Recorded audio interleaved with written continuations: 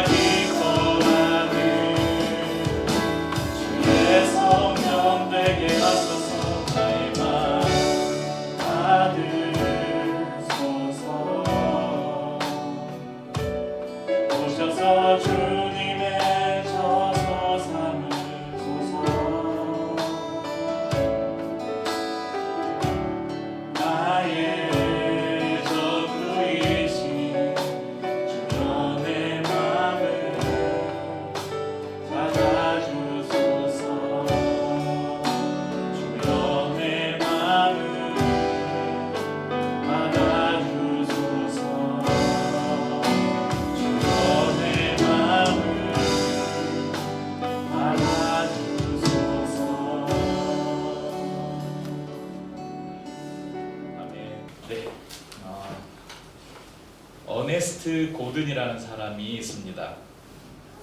이 사람이 누구냐면 2차 세계대전 당시에 20대 초반이었던 그는 이 연합군에 소속이 되어서 스코틀랜드 군의 일원으로 2차 세계대전에 참전을 합니다. 그런데 참전한 지 얼마 되지 않아서 일본군에게 포로로 잡혀서 미얀마에 있는 춘가이라는 포로 수용소에 갇히는 신세가 됩니다.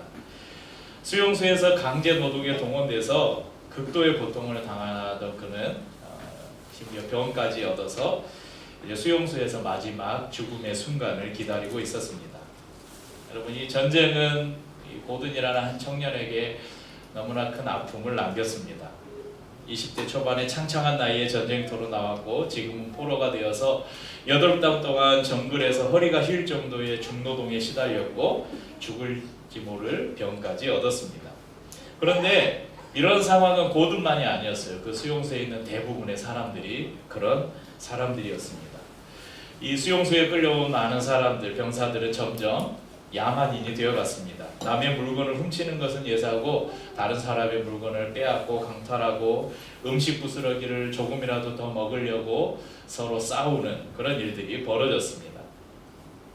고든은 그런 참혹한 상황들을 보면서 야, 이제는 이 꼴도 더 안 봐도 되겠다. 왜냐하면 이것을 더 안 볼 수 있는 방법이 생긴 거예요. 뭐겠어요? 죽으면 되겠다. 곧 죽을 병에 걸렸으니까 이대로 죽으면 이런 모든 상황과 내가 작별할 수 있겠지, 그런 생각을 하고 있었습니다. 그런데 여러분, 이 수용소에서 놀라운 일이 벌어졌어요. 어느 날 새로운 포로 2명이 수용소에 들어왔는데 이 포로들도 너무 약해서 지금 몸이 안 좋고 연약한 상태였어요. 그런데 이들에게는 다른 포로들과 다르게 희망이라는 것이 있었어요. 이 2사람은 얼마 되지 않아서 자기들에게 배식된 식사를 더 위중한 동료들에게 나누어 주었습니다. 일을 하고 이제 일이 끝났는데 일이 남으면 잔업을 시키잖아요. 잔업이 있으면 자기가 자원해서 그 잔업을 나갔어요. 썩어가는 고든의 상처를 소독하고 마비된 다리를 마사지해 준 것도 바로 이 2사람이었습니다. 새로 들어온 이 2명의 포로의 행동은 전염병처럼 사방으로 퍼져나가기 시작합니다. 이 고든도 그들의 뒤를 따라서 자신도 지금 병에 걸려서 연약한 상태이지만 다른 환자들을 돌보고 자기에게 주어진 음식을 다른 사람들에게 나누어 먹었습니다. 여러분, 수용소의 분위기가 바뀌기 시작했습니다. 포로들끼리 모여서 예배를 드리고 성경을 공부하기 시작했습니다. 전쟁이 끝나고 20여 년이 지난 다음에 이 어네스트 고든은 프리스턴 대학의 교목이 되었습니다. 그리고 그가 책을 썼는데 To End All Wars, 그래서 이런 책이 또 영화로도 만들어졌다고 하더라고요. 영화 검색해 보시면 아마 나올 겁니다. 이 책에서 그는 이 포로 수용소에서의 이 극적인 변화를 이렇게 기록하고 있습니다. 한번 화면을 같이 보실까요? 죽음은 여전히 주변을 떠돌고 있습니다. 누구도 부정할 수 없는 엄연한 현실이었습니다. 하지만 포로들은 죽음의 세력에서 조금씩 벗어나고 있었습니다. 이기심, 미움, 교만 따위는 생명력을 짓누르는 요소들입니다. 반면에 사랑, 자기희생, 믿음은 생명의 핵심입니다. 하나님이 인간에게 주신 선물이지요. 춘가이에서 죽음은 더 이상 마지막을 뜻하는 말이 아니었습니다. 이렇게 기록하고 있습니다. 성도님들, 이기심과 미움, 교만이 판치는 곳이 여러분 이 포로 수용소에만 있겠습니까? 우리 학생들도 있는데 여러분의 학교는 어떻습니까? 사랑과 용서와 화해가 넘쳐납니까? 오히려 이기심과 미움과 다툼이 더 넘쳐나는 곳이 아닙니까? 여러분의 직장은 어떻습니까? 기업과 정치권은 어떻습니까? 심지어는 교회의 모습은 어떻습니까? 오늘날 사회는 우리에게 계속해서 속삭여요. 야, 다른 사람 믿지 마라. 네 자신을 믿어라. 믿을 사람 없다. 야, 세상은 1등만 기억한다. 무슨 수를 써서라도 1등이 되라. 최고가 되라. 무슨 수를 써서라도 성공해야 된다. 우리 주위에 이런 생존 원리가 지배하고 있지는 않는지 돌아보시길 바랍니다. 여러분, 이런 생존 원리가 지배하는 곳이 바로 그 그 충가의 포로 수용소와 다를 게 뭐가 있냐는 것입니다. 사람들을 만나면 나누는 이야기가 뭡니까? 무슨 직장을 다니는지, 월급은 얼마를 받는지, 자식들은 공부를 잘하는지, 어느 대학을 갔는지, 어디에 사는지, 어떤 아파트에 사는지, 아파트 브랜드가 뭔지, 평수가 얼마인지, 어떤 가방을 메고 어떤 옷을 입고 어떤 차를 타고 다니는지가 우리의 대화의 주제가 되고, 또 그 대화에서 지지 않으려고 우리는 끊임없이 그것들을 추구하고 살아갑니다. 하지만 그러한 중에서도 우리는 진주 속에서 진흙 속에서 빛나는 진주처럼 자신의 것을 아낌없이 내어주는 그런 사람들을 마치 충가의 포로 수용소에 뒤늦게 들어온 2명의 그 포로처럼 그런 마음씨 고운 사람들을 우리가 만날 수도 있습니다. 오늘 우리가 사무엘서를 통해서 다윗의 삶을 살피고 있는데요. 오늘은 다윗이 등장하긴 하는데 오늘은 다윗이 주인공이 아니라 한 여인이 주인공입니다. 그 여인의 이름이 누구입니까? 아비가일. 나중에 다윗의 아내가 돼요. 이제 그 남편이 죽고 나서 다윗이 이 아비가일을 데려와서 자신의 아내로 삼습니다.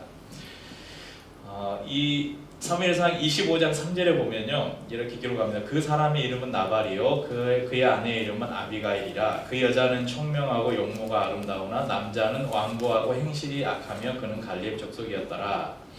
자, 아비가일은 갈렙 족속의 나발이라는 사람의 아내로 소개됩니다. 근데 나발이라는 이 이름의 뜻이 뭐냐면요 멍청이라는 뜻이에요. 미련한 자, 어리석은 자. 왜 부모가 이름을 나발이라고 졌는지 모르겠어요. 아무튼 그런 의미를 담고 있는데 실제로도 그는 완고하고 행실이 악하다고 오늘 성경이 기록하고 있어요. 반면에 그의 아내 아비가일은 어떻게 설명합니까? 총명하고 아름다운 여인이었다. 여러분 나발은 자신 외에 다른 사람들을 생각하지 않았습니다. 그가 2절에 보면 마온에 한 사람이 있는데 그의 생업이 갈멜에 있고 심히 보하여 양이 3,000마리요 염소가 1,000마리이다.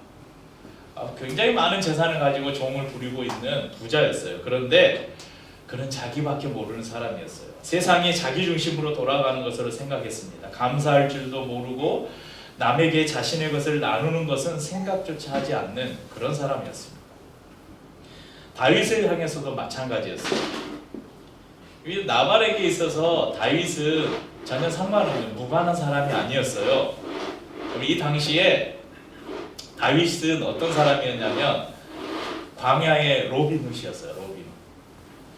그러니까 다윗의 군사들이 이제 그 광야에서 유목 생활을 하잖아요. 광야에서 이렇게 양들을 치거나 이럴 때 도적들이 많겠잖아요. 베두인족의 이런 공격들이 있었을 거예요. 그런데 다윗의 군사들이 여러 곳을 다니면서 이 양을 치고 있는 가축을 치고 있는 사람들을 지키고 보호해줬어요. 도적이 오면 막아주고 쫓아내고 그런 일을 다윗이 했다는 것입니다. 그런데 나발도 마찬가지였어요. 나발의 소유와 그의 종들도 다윗의 보호를 받고 있었어요. 25장 15절 16절 보면 우리가 들에 있어 그들과 상종할 동안에 그 사람들이 우리를 매우 선대하였으므로 우리가 다치거나 잃은 것이 없었으니 우리가 양을 지키는 동안에 그들이 우리와 함께 있어 밤낮 우리에게 담이 되었습니다. 지금 아비가일의 종이 말하고 있는 거예요. 그들이 누구냐면 지금 다윗의 군사들이에요. 다윗의 군사들이 밤낮 우리를 선대하고 지켜줄 뿐만 아니라 우리에게 담이 되었다. 우리를 보호해 주었다. 그렇게 이야기하고 있습니다. 그런데 추수가 끝날 무렵에 충돌이 생깁니다. 그럼 이 당시에는 이제 양이 털이 많이 자라면 양털을 깎아서 이제 팔잖아요. 양털을 깎고 추수가 끝날 즈음에 큰 잔치가 벌어져요. 많은 음식을 만들어서 사람들이 이제 한마디로 한해 농사 다 끝내고 이제 잔치하는 거예요. 그래서 이 소식을 다윗이 들었습니다. 나발의 집에 지금 잔치가 벌어졌구나. 거기 가면 우리가 좀 먹을 음식들을 얻을 수 있겠다. 그래서 자신의 군사들을 보내요. 8절에 보면 내 소년들에게 물으면 그들이 내게 말하리라. 그러니 내 소년들이 내게 은혜를 얻게 하라. 우리가 좋은 날에 왔은즉 좋은 이 잔칫날이 왔다. 내 손에 있는 대로 내 종들과 내 아들 다윗에게 주기를 원하노라 하더라 하라. 그러니까 종들을 시켜서 가서 나발에게 가서 이렇게 말해라 그랬어요. 그런데 그럼 다윗이 얼마나 정중하게 요구를 해요. 자신이 보낸 군사들을 나발의 종이라고 표현을 해요. 그리고 다윗 자신을 내 아들이라고 표현을 해요. 굉장히 나발 앞에서 자신을 낮추면서 선대해 주기를 구하고 있죠. 잔칫날에 먹을 것 많잖아요. 그거 좀 나눠달라는 것입니다. 아주 상관없는 사람도 아니잖아요.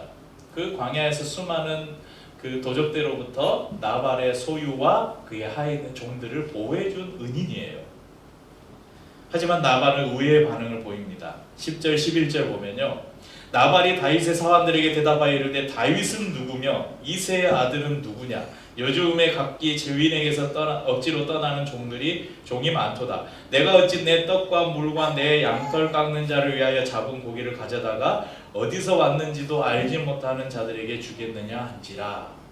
이 다윗을 주인 옛날에 그 추노꾼들이 있었잖아요. 저기 몰래 도망 나간 노비를 잡는 그 추노들이 있었잖아요. 그러니까 그런 노비라고 생각한 거예요. 그런 취급을 한 거예요. 다윗이 누구냐? 난 그 사람 모른다. 어디 떠돌이 주인 집에서 도망 나온 떠돌이 종 아니냐? 그렇게 지금 이야기하고 있는 것입니다. 다윗의 사원들이 돌아와서 그것을 그대로 이야기합니다. 다윗이 어떻겠어요? 완전 그 이빨이 요 뚜껑 열린 거죠. 화가 머리끝까지 치솟았습니다. 이 이름의 의미처럼 은혜를 기억하지 못하는, 은혜를 오히려 원수처럼 갚는 이 멍청이 같은 나발을 다윗은 용서할 수가 없었습니다. 13절에 보면 다윗이 자기 사람들에게 이르되 너희는 각기 칼을 차라 하니 각기 칼을 차매 다윗도 자기 칼을 차고 400명 가량은 데리고 올라가고 200명은 소유물 곁에 있게 하니라. 200명은 자기 소유물을 지키고 400명의 군사를 이끌고 이제 나발을 치러 갑니다. 25장 22절에는 이런 말이 있어요. 이제 나발의 종이 지금 아비가일에게, 그 이후에 아비가일에게 이야기한 이야기인데, 내가 그에게 속한 모든 남자 가운데 한 사람이라도 아침까지 남겨두면 하나님은 다윗에게 벌을 내리시고 또 내리시기를 원하노라 하였더라. 그러니까 종들이 전하는 거예요. 지금 다윗의 군사들이 오는데 다윗이 그렇게 말했답니다. 내가 나발에게 속한 사람 중에 남자들을 한 사람이라도 남겨두면 하나님이 나에게 벌을 내리십시오. 그 말은 뭐예요? 나발의 집에 속한 남자들은 한 사람도 살려두지 않겠다. 이런 지금 선포를 하고 지금 다윗이 나발의 집으로 쳐들어오고 있는 것입니다. 여러분, 한 집안이 멸문지화를 당할 위기에 처했습니다.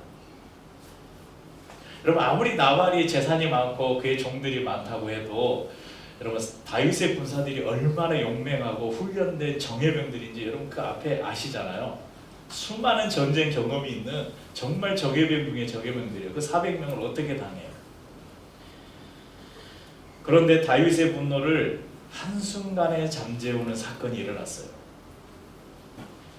나발의 집으로 공격해오는 다윗을 한 여인이 막아섭니다. 그 여인이 바로 나발의 아내 아비가일입니다.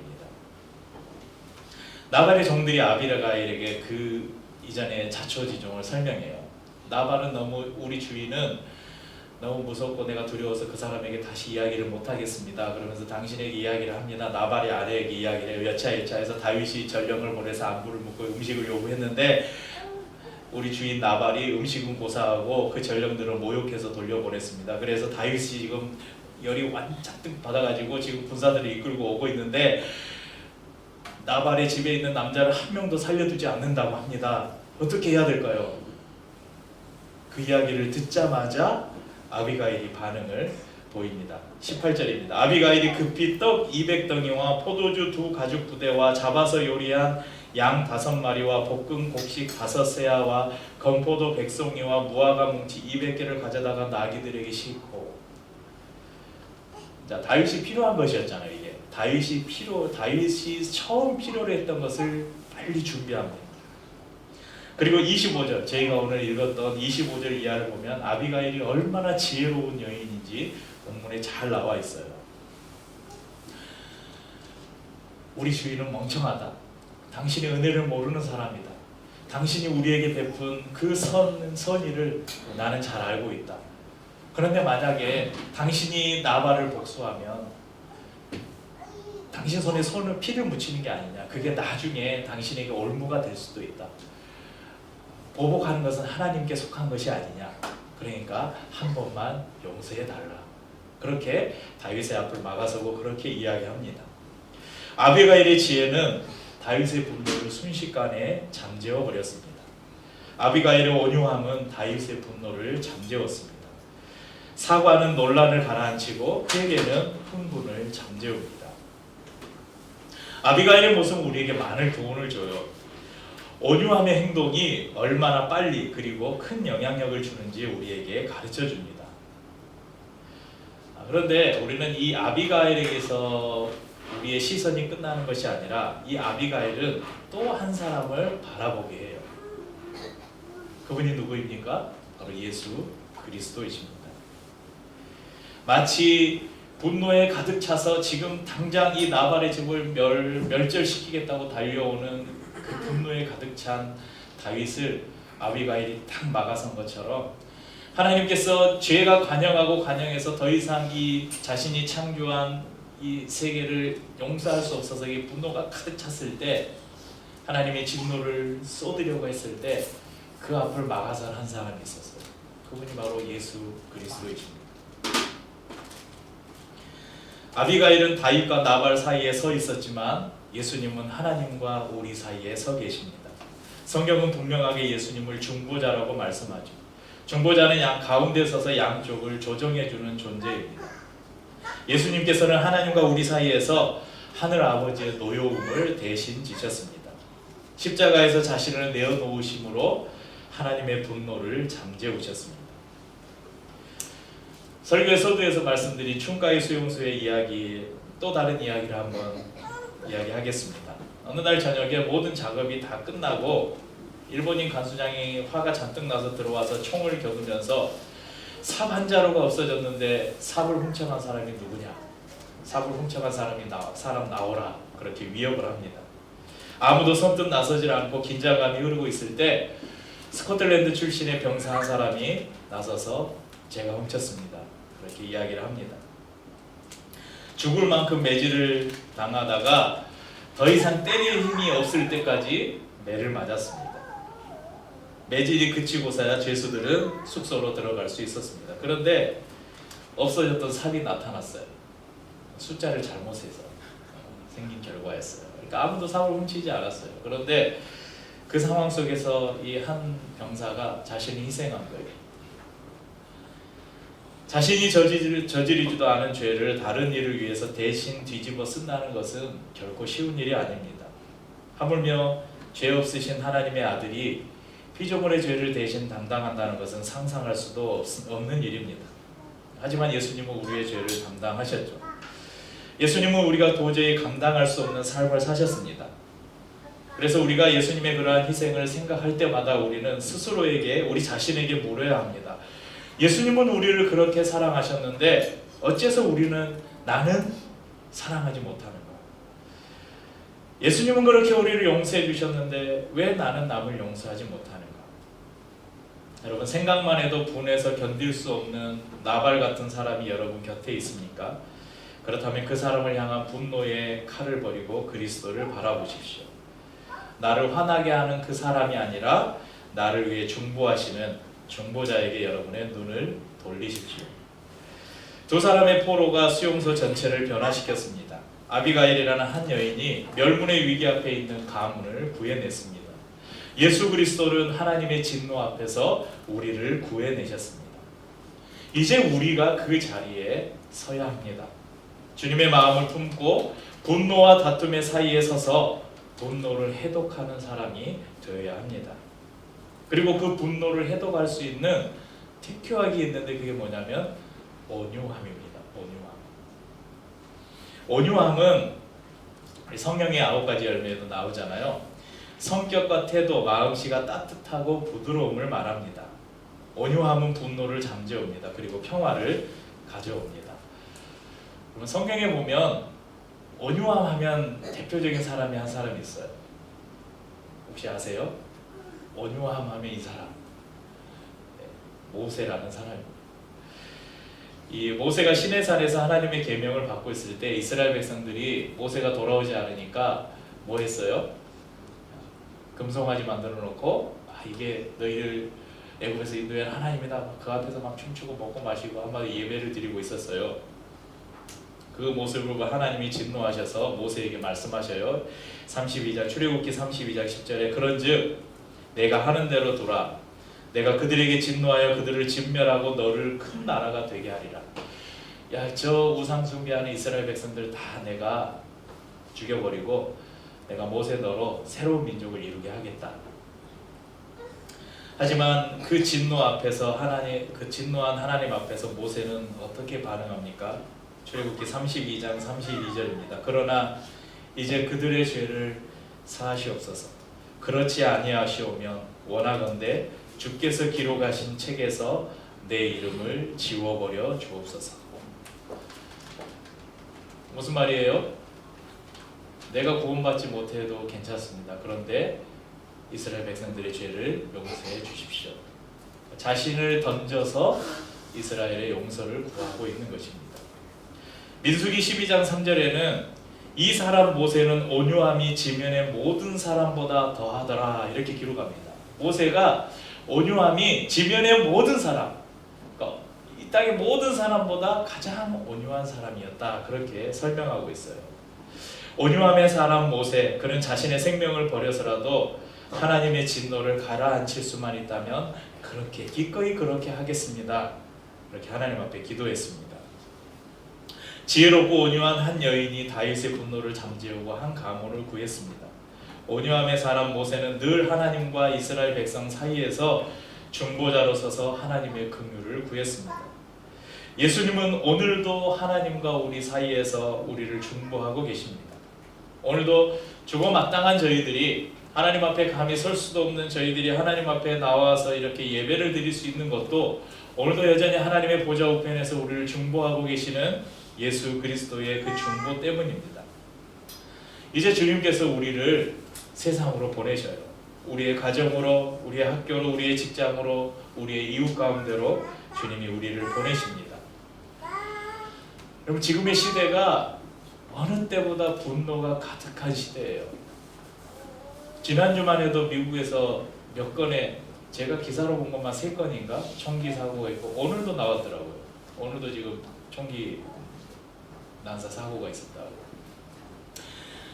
우리나라가 총기가 자유롭지 않은 게 얼마나 다행인지 몰라요. 여러분, 우리나라에는 대부분의 남자들이 다 총을 쏠 줄 알아요. 총 쥐어주면 어떻게 했어요? 열받으면 그냥 가서, 여러분 미국하고 비교할 게 아니에요. 우리나라 이 한국인의 성품 알잖아요. 불같은 성품 알잖아요. 아마 우리나라는 하루가 멀다 하고 여러 곳에서 누가 총으로 쏴 죽였다 막 그런 일들이 아마 벌어질 겁니다. 어느 때보다 분노가 가득한 시대예요. 사람들이 화를 잘 못 누르는 그런 시대에 우리가 살고 있습니다. 그러한 사람들 사이에서 우리 믿는 그리스도인들이 어떻게 살아가야 할까요? 바로 온유함으로 그 분노를 잠재우는 그런 삶을 살아야 한다는 것입니다. 마태복음 5장 5절에 예수님께서 산상수훈을 말씀하시면서 팔복을 말씀하셨죠. 그 가운데 온유에 대한 복이 있습니다. 온유한 자는 복이 있나니, 그 복이 뭐라고 말씀하냐면 그들이 땅을 기업으로 받을 것이니요. 제가 전에 마태복음 강의하면서 이 팔복을 자세하게 나눴었는데 간단히 말씀드리면 온유한 자는 복이 있나니 땅을 기업으로 받는다. 그 땅이 뭐예요? 여러분, 어디 땅 몇 평 주는 거 아니에요. 이 땅은 우리의 삶의 지경이면서 하나님의 나라를 말해요. 온유한 사람이 있는 곳에 하나님의 나라가 임한다는 거예요.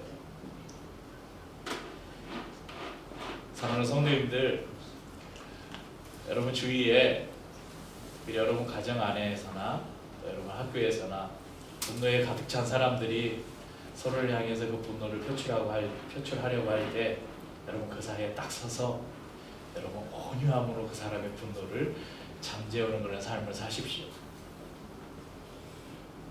이럴 때는 크게 아멘을 하시는 거예요. 제가 여러분에게 돈 내라고 합니까?